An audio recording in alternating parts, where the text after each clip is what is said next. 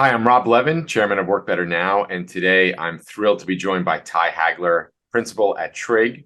Ty, thanks so much for joining us. But before we jump in, I'm just going to give a little background about Trig. Trig is an award-winning innovation consulting, product design, and marketing firm that offers comprehensive insight to commercialization services for startups, mid-size, as well as Fortune 500 companies. Did I get that right, Ty? Yeah, I mean, that's a pretty good summary. That's like our generalist description. I mean, if you boil it down, we teach and do the emerging discipline of design thinking. So you think about product design, you think about Raymond Loewy, the Studebaker Avanti, trains and whatnot. Industrial design has been about the design of things. And then you think about with Apple, it became things plus user interfaces. And then with Airbnb, which was also founded by two industrial designers, it became like, how do you design human experiences? And so that's, while it started off with like empirically what worked for physical goods goes into other domains, design thinking is this new domain that's really emerged in the past 15 years. Now we've then been going out into problem-rich areas like healthcare, which, it's a $4.2 trillion industry that just has, we're not getting the return on that investment as a society.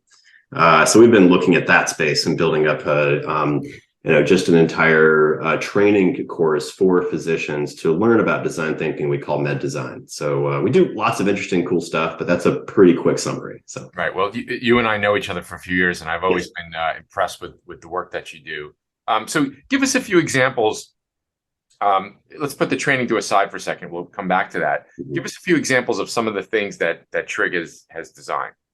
Well, so if we're doing this on video, one is, I'll hold this up here. This is called the Life Flow.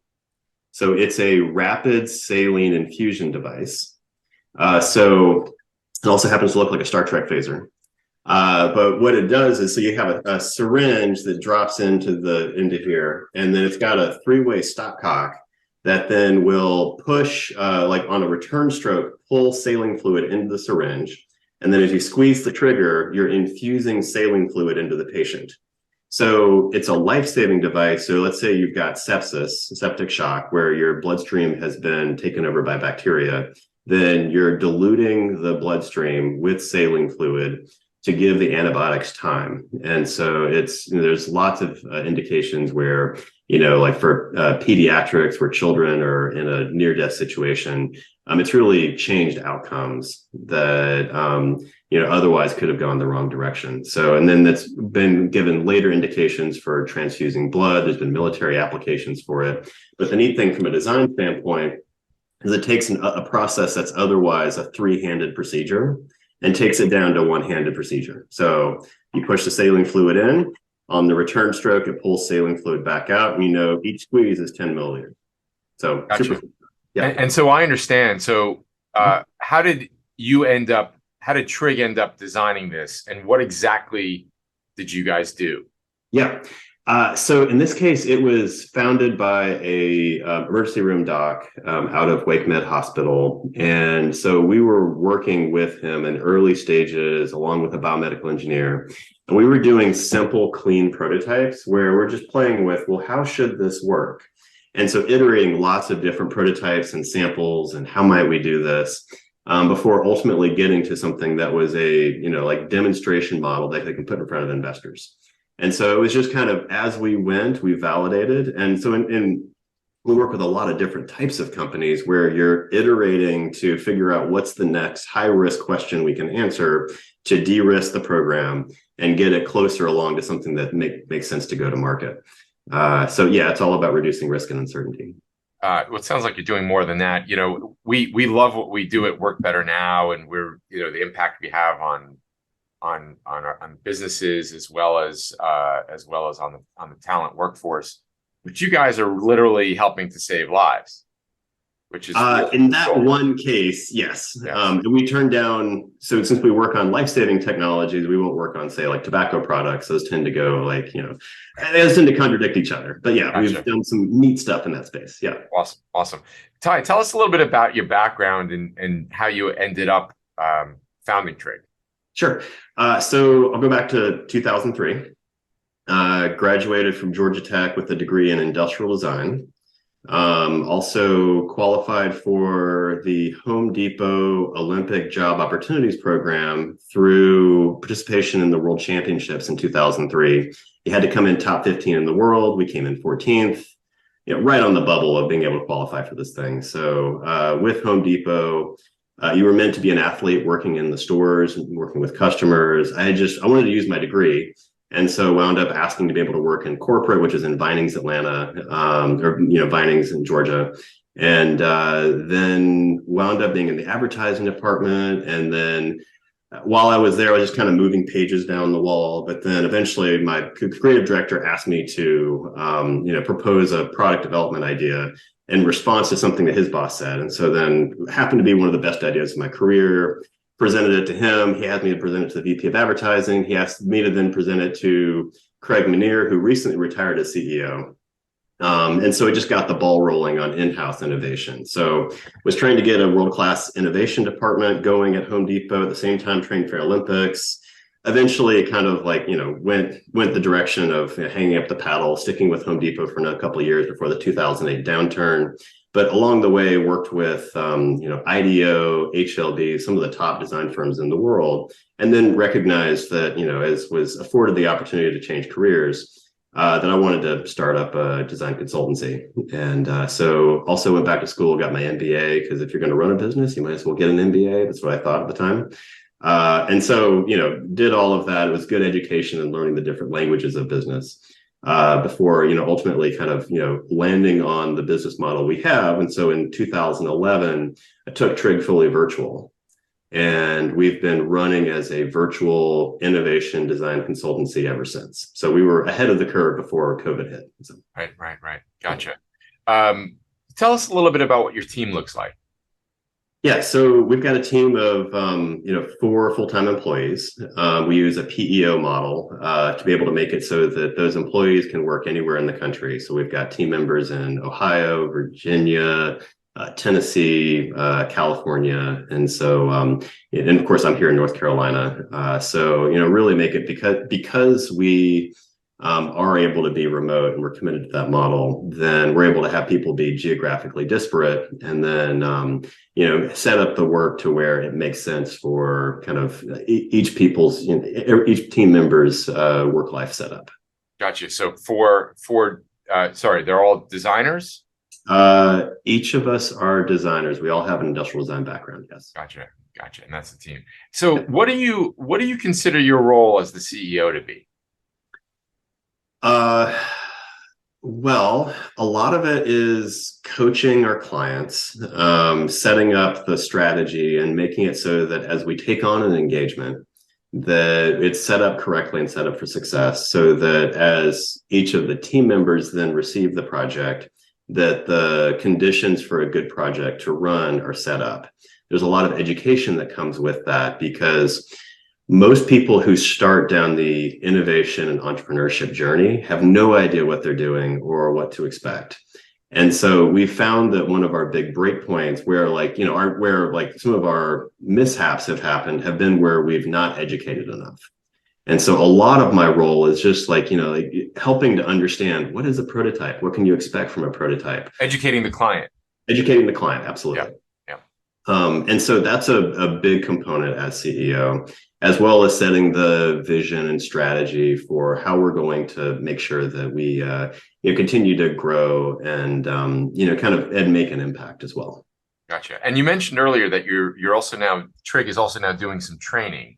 Yes. Tell us a little bit more about that. Yeah, and that's something that recognizing that there's just a big need for training in kind of the overall innovation space. We started our first training program. We worked with a team of about 30 marketers and engineers at John Deere, where they challenged us with, hey, there's this new design thinking thing that's emerging. Please come teach us. And so we created the curriculum based on what we knew. And then out of that, we've then done variations on that over time to then get to a curriculum that busy clinicians can, they're able to stick with the curriculum even during the peak of COVID, to then arrive at an innovation output that looks like a prototype storyboard that then helps to further advance some of the changes they want to see in the space. And so That curriculum is something we've been iterating over time and then expanding out as we're realizing kind of where those gaps are and then producing new training modules for that. So it's a mix of pre-recorded video as well as experiential team-based learning using virtual whiteboards, which I'm sure you're familiar with, like Mural. And so, yeah. Right, right. Very, very cool. Very cool. So, at Work Better Now, we believe how you do things, how you run your business is just as important as what you do. Because if you don't do that well, you're at the end of the day, your product or service isn't going to do well. What are some of the things, and you may have already alluded to it, what are some of the things that Trig does very well in terms of how it gets from, you just brought on a client or maybe even before bringing on a client to a successful product designed? Yeah. So, I mean, as an innovation firm, the risk is that everything's innovation. And there's some basic block and tackle of a business that should be systematized, should be routine. And so there's certain aspects of this that we've just, gotten down to a pretty routine basis. And so good project management is a key attribute of that. And so, how we go about onboarding clients, making sure they've got a consistent experience, knowing that the variety of outcomes can be so different. And so, but having that clear communication, expectation building, so that we all agree on here's our strategy, here's what we want to get out of this, and then arrive at an outcome that everyone can be proud of at the end of the engagement. So that, at the end of the day, for us, word of mouth is the most important thing. And so if we have successful programs, then that leads to, successful outcomes. So Gotcha. Yeah. So there's so much creativity involved. And I guess if I understood you correctly, putting a framework around the process allows the creativity to be there and also resulting in a great outcome. Correct. Yeah. And so we trade in frameworks where each engagement has a specific framework to it. One, for example, is just concept cycles, where we start off with really rough concepts, get feedback, iterate on those concepts, and then get further feedback before then, de-risking, getting down to discrete concepts. We then go out and test on the market. Okay, now it makes sense to then go through and build up a prototype based on what we've learned from infinite array of options down to this is product market fit, which is the number one reason why startups fail. Is if you get product market fit wrong, then that's 42% of all startups fail because they just didn't ask the customer what they wanted. They just built a technology that nobody wanted. Same as lean, the lean startup approach. Yep. Makes a lot of sense. Switching gears a little bit, tell us a little bit about your experience with Pablo, your Work Better Now assistant. Yeah, Pablo is amazing. So he, just from day one, I think he's resonated with the team. I mean, he's got a graphic design background. He also spent some time in, I think, the local equivalent in Argentina of a small business administration, where he was working with local small businesses and advising them on what they could do next. So he just was a great fit for our team and our culture. And so he's gone the extra mile to really try to figure out what can he do and we hired him as the role of a project manager to come in and, put process in place. And that can be a really challenging job particularly with us because each project is so different. And so being able to come in, track, okay, well, this is a really weird one. You're now getting into, neurosurgery, or this one we're talking about, I don't know, mobile DJ booths. The variety of topics we get into are just so disparate. And yet he's been able to keep up with it, help to apply structure, and kind of put those critical processes and communication in place that's just, basic to project management. But he's been able to fold into the team almost seamlessly. So yeah. Fantastic. Thank you for the feedback on that. Really happy to hear that. What has having Pablo enabled Trig to do? So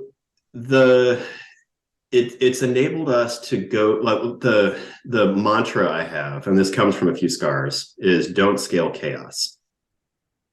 And or chaos shouldn't scale. If you do, you just end up in trouble. Not sure if it would look great on a t-shirt, but I follow you. Yeah.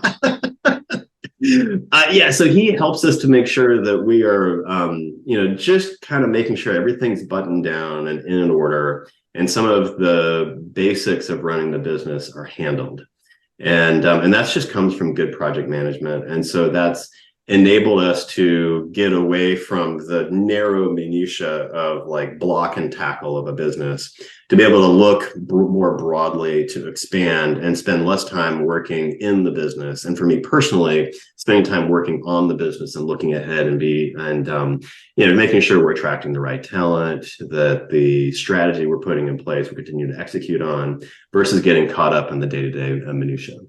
That's fantastic. I'm so pleased to hear that, because making an impact, not only the impact that Pablo's making on you, but it sounds like also Trig is making an impact on Pablo in terms of the type of work he's doing. It sounds awesome. Yeah, it was something you and I have a mutual friend who said that you want to be a net exporter of talent. Right.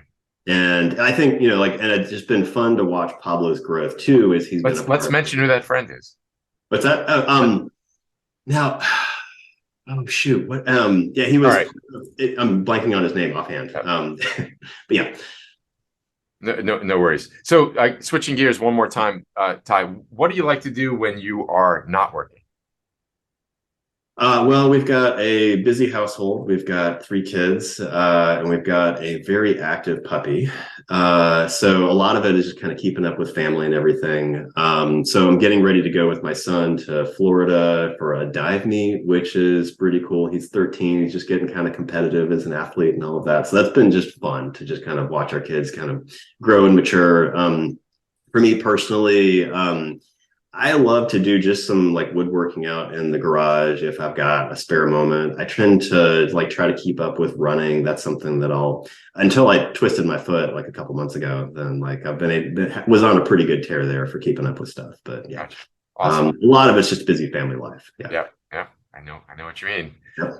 Ty, where can people find out more about you and Trig? So just go to trig.com.